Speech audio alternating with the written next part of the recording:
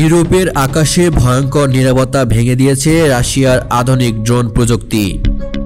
পুতিনের নব্য ড্রোন ফ্লিটের অপরাজেয় ক্ষমতা ইউরোপীয় দেশগুলোর নিরাপত্তা সংক্রান্ত ভাবনাকে চরমভাবে প্রভাবিত করছে।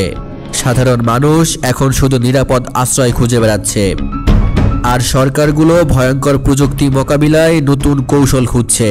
রাশিয়ার ড্রোন আক্রমণই যেন ইউরোপে কান্নার আওয়াজ তৈরি করেছে, যেখানে নিরাপত্তা, অবকাঠামো এবং রাজনৈতিক স্থিতিশীলতা একসাথে ঝুঁকির মুখে। রাশিয়ার ড্রোনগুলো কেবল ইউক্রেন সীমান্তে সীমাবদ্ধ নয়।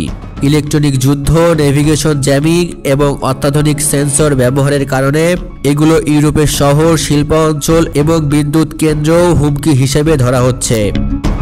বিশেষজ্ঞরা বলছেন, এই ড্রোনগুলো পরিচালনার ক্ষমতা এতটাই শক্তিশালী যে আকাশ প্রতিরক্ষা ব্যবস্থাকেও মুহূর্তের মধ্যে অকার্যকর করে দিতে পারে।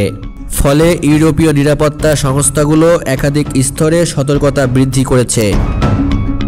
বিশেষ করে ইউক্রেন রাশিয়া সংঘাতের পর থেকে ইউরোপের কিছু দেশ যেমন লিথুয়ানিয়া, পোল্যান্ড এবং ফ্রান্স ড্রোন আক্রমণের সম্ভাব্য মোকাবেলায় প্রতিরক্ষা ব্যবস্থা শক্ত করেছে। ড্রোন আক্রমণের সম্ভাব্যতা মোকাবেলায় প্রতিরক্ষা ব্যবস্থা শক্ত করছে। সেনা বিশেষজ্ঞরা বলছেন, রাশিয়ার ড্রোন প্রযুক্তি শুধুমাত্র আঘাত হানার জন্য নয়, এটি মনস্তাত্ত্বিক প্রভাব ফেলতেও সক্ষম।